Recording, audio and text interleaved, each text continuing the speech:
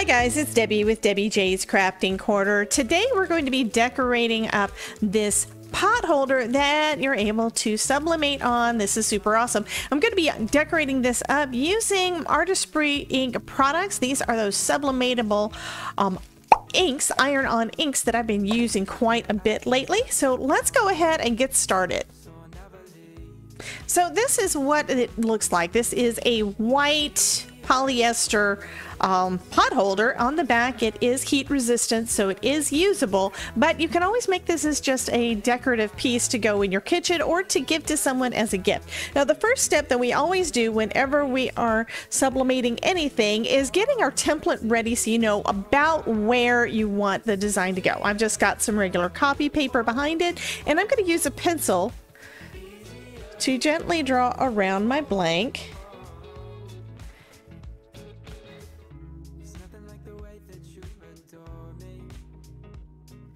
So that's going to show me where I'm able to sublimate on. Now I do plan on making my design actually smaller so that I don't go over this white edge, which you can absolutely color on if you want to, but I want to keep my design kind of in the center.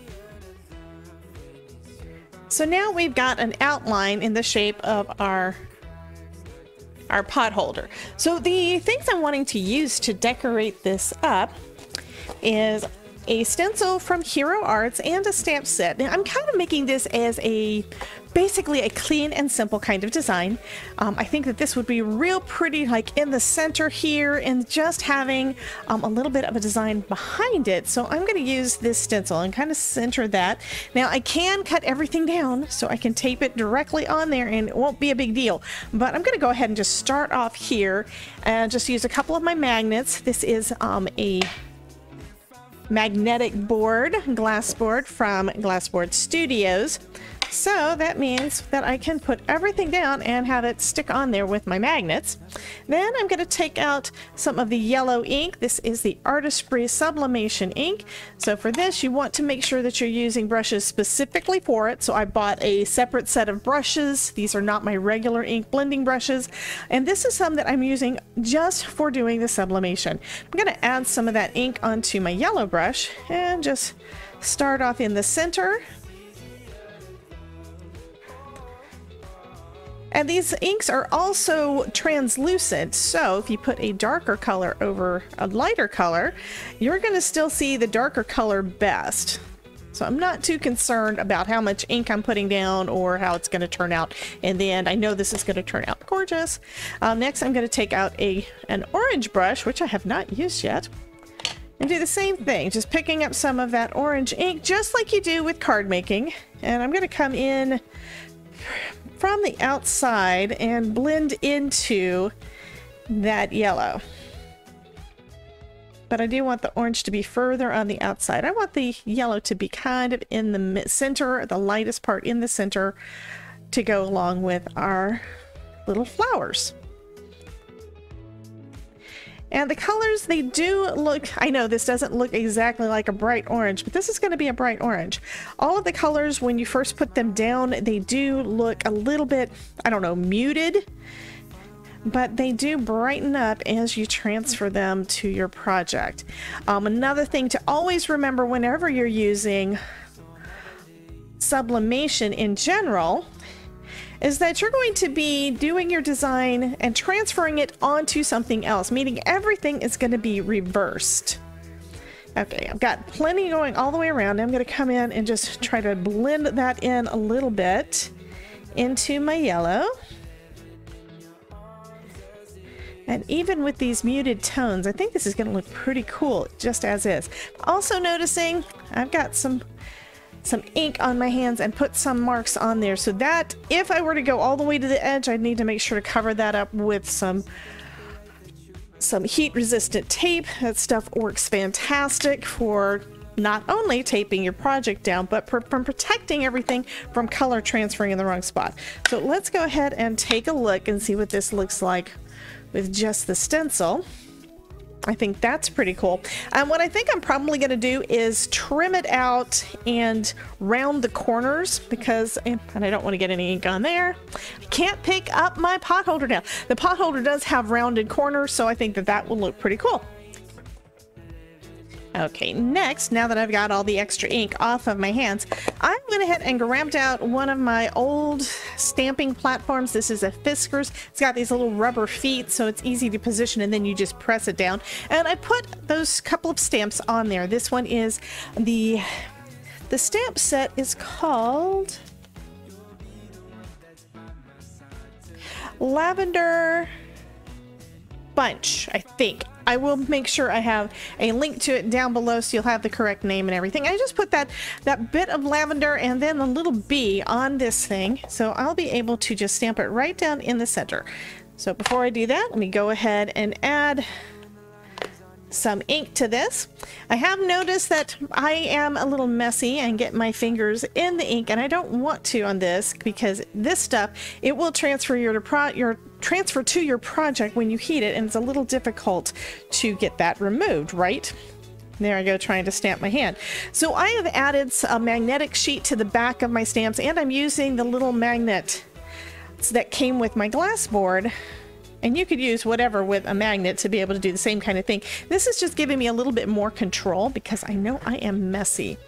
So let me go ahead and stamp all of that down, and then we'll reposition this right in there over that yellow and just press it down. And since I'm not able to re-stamp this, let me grab this. I'm gonna make sure I get enough pressure on there. This is just a paperweight that I use to burnish things down, like in my Misty. Okay, let's take a look.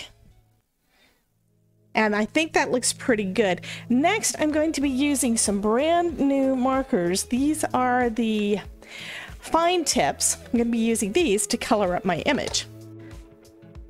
So for this part, I'm only going to be using 3 markers. I'm going to use purple for the lavender, I'm going to be using green for the stem, and I'm going to be using blue for the ribbon that I can't really see all that well. But we will give this a shot. I'm going to start off with the purple.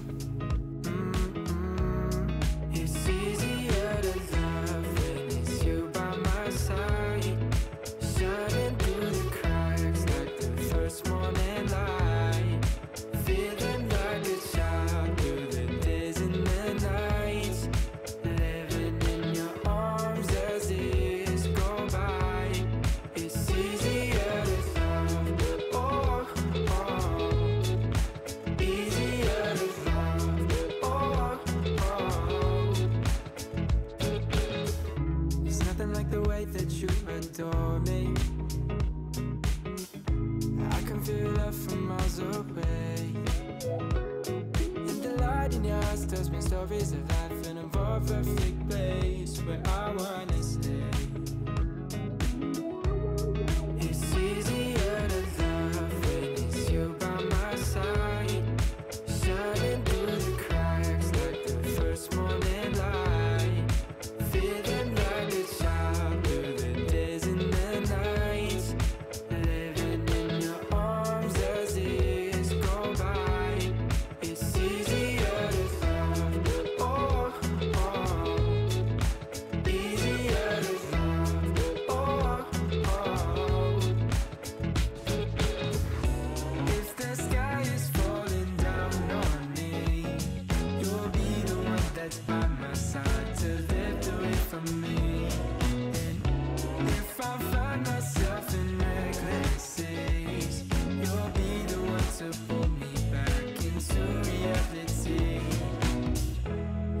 your smile in the morning, following the linings on your cheeks. 'Cause baby, in your absence life is boring, so I'll never leave. It's easier to love. Oh, oh. It's easier to love. Oh, oh. Easier to love. Oh, oh. Easier to love.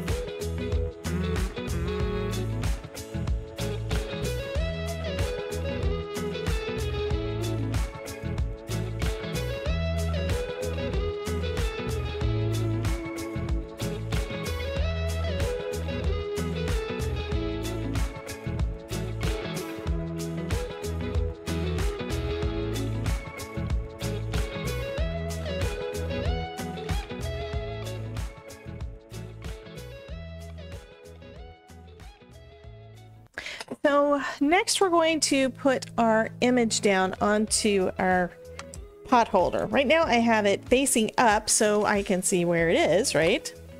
And kind of get an idea of where I want it. Now I need a couple of pieces of tape, and I want to make sure I've grabbed this first.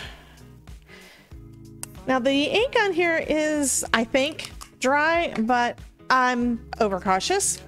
So first I'm going to clean off this with a lint roller just to make sure I don't have any lint that would block the transfer, because of course if there is, you will be transferring it onto the lint, not onto your project. And then I'm just going to position that about in the center, trying to make sure I get it lined up about right. And I'm going to just tape that down onto my project.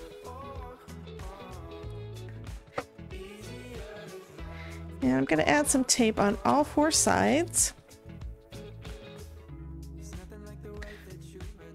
And while I'm doing this, I'm also heating up my Cricut Easy Press.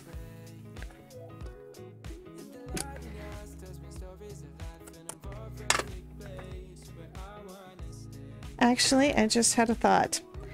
I'm not 100% sure, but it's possible that the tape, and I'm thinking it's probable that the tape is going to block the heat from going through the paper onto it. So that means that any place that it's covering the design is not going to transfer well. So I'm going to tape it on the corners that are still white. This one isn't really white, so I'm going to just do 3 sides after all. And this is basically just to keep it in place so it doesn't shift around and ghost on me while I'm basically putting everything, putting the heat down, right? So next what we need to do is we need to make our sublimation sandwich. So I've got a couple pieces of protective paper. This is the Artesprix sublimation protective paper. So I've got one down on my desk, and then I'm going to place my pot holder down on top of that, and then I place a second sheet over the top of that. And that is going to protect 2 things. It's going to protect my desktop from any kind of transfer over, which shouldn't happen anyway, just the way everything's designed, but be extra careful. And it's also going to protect it from transferring onto my heat press, because if it transfers onto my heat press, it's possible it will transfer onto another project later on when I don't want it to. And of course, the one thing I forgot was that I need this protective mat underneath everything to again protect my desk from the heat. It's also cushiony, and it's firm but cushiony, so it gives a really good pressure for when we're doing this transfer. So I got everything set back up. Okay, then I've got my Easy Press over here. I've got it set at 400 degrees for 60 seconds. And whenever you're doing any kind of sublimation, you're going to want to check where you got your blank from. On Artesprix's website, it is awesome. It is right there on the product page. It tells you exactly how long you need to do your pressing for and what temperature. And we're going to just press this down straight down onto the project. You do not want to iron it. This is not a big iron. If you move it around, you're going to get ghosting and shift your image. So you want to go straight down, hit the Cricut button to start the timer, and now we're going to wait for 60 seconds, and I'm just going to add some medium pressure here. One other thing, in case I didn't mention it, is you do want to have your design to be on top of your blank, and that way the design is basically going to have the back of the paper from the design is going to be up against the heat here, and that's going to transfer the design downward into your blank. Okay, now it's beeped. It says it's done, so I'm going to go ahead and lift this up. And then we can take a look and see how our project is. Okay, so what we always want to do before you start moving everything around, you do want to do a peak test. And I was going to lift up this piece of tape, but you know what? This part's not taped down, so it's going to give me a better chance to see. And I think you can see that vibrant orange there. Okay, so it looks like that did transfer well. Let me go ahead and remove another piece of the tape, and we will see how this looks. Oh, yes, I am loving that.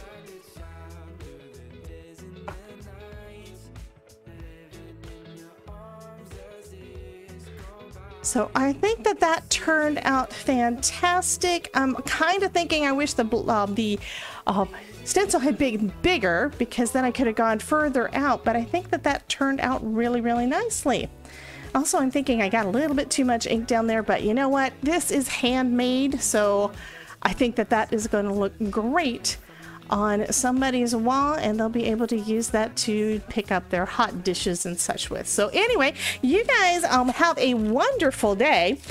Be sure to check out this playlist to see some more projects where I'm using Artesprix products, and use your imagination and see what you can create using iron-on inks. You guys have a wonderful day, and I will talk to you soon. Bye, guys. Since life is boring, so I'll never leave.